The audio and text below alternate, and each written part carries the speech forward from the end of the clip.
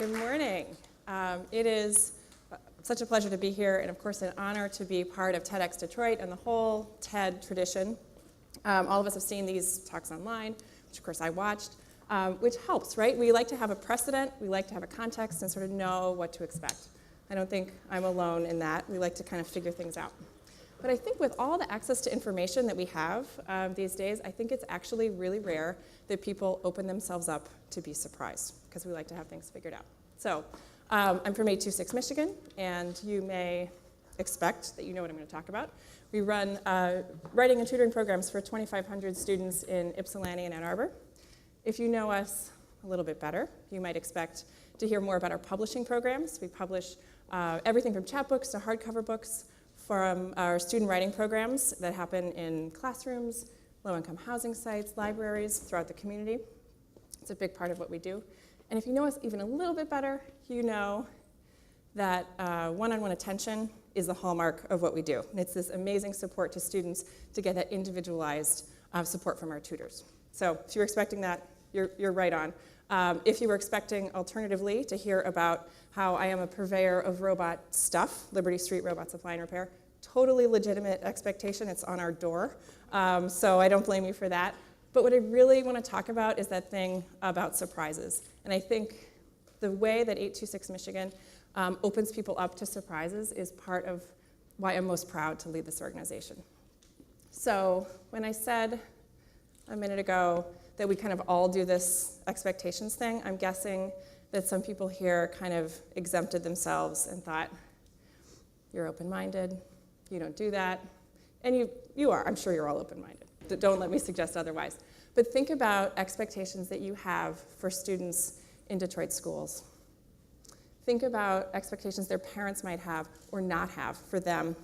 And think about how that impacts those students in our city now and in the future. It's there, like we all have some of this. We are, I'm going to ask you while you're imagining all these things, I'm going to ask you to imagine a couple of more things. First one might be a stretch. Imagine you're 8 years old. It's a long time ago for many of us. Second one I hope is easy. Imagine that it's Friday morning, which it actually is Friday morning, so I hope that one is easier to do. Imagine that you arrive via public transportation to kind of a cluttered storefront in Ann Arbor. You walk in, there is robot stuff everywhere. There's a life-size robot reciting pi to about 20 digits. You go through a red velvet curtain. You enter a room with tables and chairs in abundance, books, and lots of other weird stuff, including a ceramic cat. So you are overwhelmed in a way. There's a lot to see. There's a lot to look at. And you're confused because your teacher has told you almost nothing about why you're there and what's happening. So your teacher hasn't told you much, but your teacher has been in very frequent communication with 826 Michigan. She may have said, my second graders need to work on parts of speech, punctuation, something like that. Whatever it is, we have a whole team of adults that are ready and prepped for you. So back to this. You're 8 years old. It's Friday morning. You're a little overwhelmed and confused. But you don't feel, honestly, you don't feel that bad because all the adults are so nice. And they're saying, welcome to the Thursday toast making workshop. What do you like, cinnamon raisin, rye? Do you like butter, no butter, peanut butter? So you're thinking about toast. This is familiar to everyone. And so everything feels okay, if a little shaky. But you have one nagging issue. And that is, you know, deep in your 8-year-old heart, that it's Friday, right? You know that all the adults in the room are talking about the wrong day of the week, including your teacher. So this is a little weird. And it takes a while, but some 8-year-old voice could be sort of sweet and quiet, could be sassy, speaks up and says, it's Friday. So the whole spell is broken. The adults in the room are contradicting each other. There's sort of chaos enveloping the room. Thursday is definitely toast day, but it's not Thursday. It's Friday. Friday is story writing day. The adults are unprepared. They turn to the students and say, can you help us? We don't know about writing stories. And here's the good news. The students know something about stories. So this is the first 7 minutes of a student's experience with 826. And what have we done? Two big things. First, we took their expectations, whatever they were, and kind of turned them upside down. We paved the way so that anything is possible, and it's going to be really hard for us to surprise them from here on out. Second, this is so important, they learned that sometimes kids know more than adults. And I can't tell you how powerful this is for students who haven't felt like they had something important to say, right? So they got this whole thing changed. And how did we do it? We did it just like writers do everything. We didn't explain it. We didn't say, this is how it's going to be. We just did it. We showed them, and we demonstrated it. So you've heard about the first 7, 8, 10 minutes, but they're with us for 2 hours.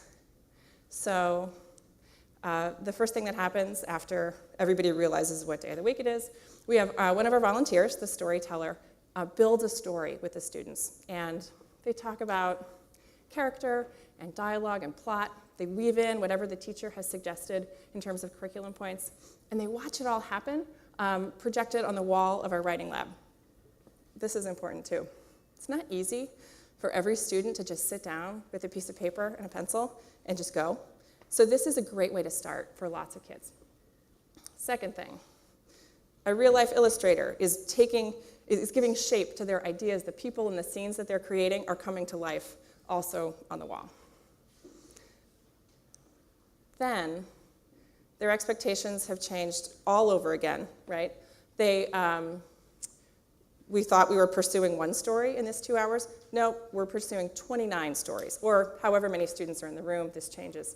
And so every single student gets a chance to write their own original ending. They write a little about the author piece. Our photocopier is going. We have a little bookbinder in the writing lab. And at the end of the day, every single student is a published author. They walked in, they didn't know what to expect, and they've accomplished this thing, and it's an outstanding accomplishment, all the more so because it sort of comes out of nothing. It comes out of something that was joyous and strange, and nobody said, this is the day we have to write books, and you have to do it. And then this is the result. It's amazing. And so I have this profound honor of we're a nonprofit, so I don't have like a fortress office. Like I'm in amongst all of this about twice a week at Liberty Street in Ann Arbor. And I get to see this, and I get to see not just that students are building academic and writing skills, which they are, but let's face it, it's 2 hours. So it's not super intense for this program. But what I get to see is that they change. So they change their attitude about writing. They usually feel this difference about their abilities in writing, and then they change how they feel about themselves. And this happens just over and over again. And I've done this for 6 years in Michigan. I've watched around the country 826 programs for 10 years, and I'm convinced that this is why it works. This is it. This is why around the country we have 10,000 adult volunteers that do this work with us. We have 30,000 students, and they come to our centers and to the schools where we work day after day, week after week, willingly and joyously, and they're doing their homework, right? So that, I think, is part of this amazing feeling. And I've probably made it clear by now, this is how we work with our students. So I won't spend too much more time telling you about the student piece of it, but I want to talk about how this sort of spirit infuses the rest of what we do. Liberty Street Robot Supply and Repair is our storefront in Ann Arbor. Before I talk about this, I think I will back up and give you some context. 826 Valencia was founded at that address in San Francisco by the writer Dave Eggers 10 years ago. So most frequently asked question in my life is, why are you called 826? Because it makes no sense, and in Ann Arbor it's like A26, and people get confused constantly. But it's very important, and we'll never change it. There's this whole thing, and I'm sure you've noticed it, in our society where the people who are brave enough and smart enough to say that they need help and to recognize it, they get to feel terrible about that, right? There's a stigma about getting help. And we want to do everything we can to correct that and to make getting help from 826 programs really fun and really joyful. And so the address, calling it the address, neutralizes that, really takes that stigma away. So this 2002, Dave Eggers started this organization with that concept, and he ran into a rude surprise. Expectations were different. The space at this address is not zoned to have the kind of activity that he wanted to have. It's zoned for retail. So some quick thinking had to be employed, and the writers and artists that were already on board to help with the tutoring pitched in, and because there wasn't another one, even to this day in the Bay Area, the pirate store was born. So this is for all your pirate needs. This is peg legs, depending on your budget, glass eyes or eye patches. It's literally pirate stuff. And what I always think about, and the stores do lots for us, which I'll talk about in a minute, but this accidental circumstance happened, right? And it wound up being this thing that totally reinforces one of our core values. Think about being 7th grader, totally like demoralized by school. School is hard. You feel like a failure at school. But every afternoon, you can look forward to going to the robot store where people respect you and think about you, and you have this fun environment to do. And so our stores do that, and they do that all around the country. And it's really important. I'm going to go back to the concept of having a sign up. And this is always discussed when we talk about 826 Valencia and the name. Of course, they first considered calling it the San Francisco Center for Remedial Tutoring for Students Who Are Struggling. And that was dismissed for whatever reason. But that sign, thank goodness, never existed. If that sign existed, who goes in that door? Like, does anybody open that door with a sense of curiosity and intrigue and wonder and openness? I would argue no. If you're in Brooklyn and you see a superhero supply store, you may or may not be in the market for a grappling hook or a cape, but you're probably going to open the door because this is interesting. And so these stores function in this way in our communities where they allow us to meet people who are open and curious and creative, and that it goes a long way for us, certainly with the robot store. And not incidentally, Liberty Street Robot Supply and Repair actually generates enough revenue to pay all of our rent and about half of our utilities. So people come to us, they expect a robot store, and what they get is a vibrant nonprofit doing good stuff and sustaining ourselves in this creative way that really makes sense. We're a nonprofit. People expect from nonprofits like a dry, kind of plaintive fundraising letter at the end of the year and a silent auction. We make it really fun. Like, if it's painful and boring for you to support us, then I'm not doing my job. So we seek out forward-thinking partners and donors to really engage with us and to partner. And I am so excited to have a chance to talk about a special one of our donors and announce some really great news that I got last week that I've been hanging on to until now. We've been at this for 7 years in Ann Arbor. We've mostly been serving Ypsilanti students, some in Detroit, some in Ann Arbor, of course, too. But the way the Detroit stuff has looked so far is that we take mostly Ann Arbor-based volunteers, and we kind of bring them into the city, and we do a short-term project in a school.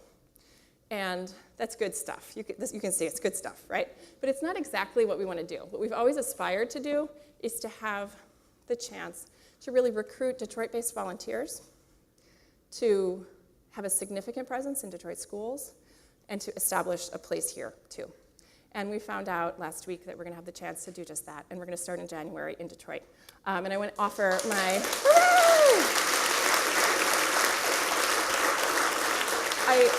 I couldn't be more excited about this, and I want to extend my most heartfelt thanks to the DTE Energy Foundation, who's giving us $100,000 to start it in January. So thank you, DTE. We're so pleased. Transitioning from that, I have one last story that I think wraps up all of this stuff and really illustrates what we do. This is one of our volunteers. His true identity has to remain shrouded in silence because of who he is, the Violin Monster. He performs in Ann Arbor, and Royal Oak and a few other places, even around the country. But turns out he's absolutely remarkable with kids, and he sells a mean robot. He works in our store once a week as a volunteer. So we think he's a great guy, and we had this idea about our field trip. So you heard me talk about our field trip earlier, and we thought, it's already working so well. This is our staff thinking. We just thought, let's take it over the top. Let's astound the students so that during the quiet writing time piece, we bring the Violin Monster in, the students will go bananas, it will be amazing, and I want you to look at these photos. So can you see the students going bananas and going crazy? No, right? We were dead wrong. And so we actually did it. We created a space where students can focus, they can be themselves, they understand that anything is possible. So a werewolf walks in, plays some Irish folk music, the students look up, I'll admit, they were amused for like a moment, right? And then they went back to writing because they had a job to do and it was important and that's why they were there. So anything is possible. You feel like you're a failure in school and things are hard for you, you can get help. It can be fun help and things can get better for you. No one in your family has gone to college. You can. There aren't books in your house. Well, you can have books. You can also write and publish and be part of that world. Just because no one expects you to succeed doesn't mean that that's out for you. You can do this. So 826 programs help students surprise themselves and transcend the negative expectations that they have about themselves as students and as part of the future of this great world and this wonderful, wonderful city. Thanks a lot for listening.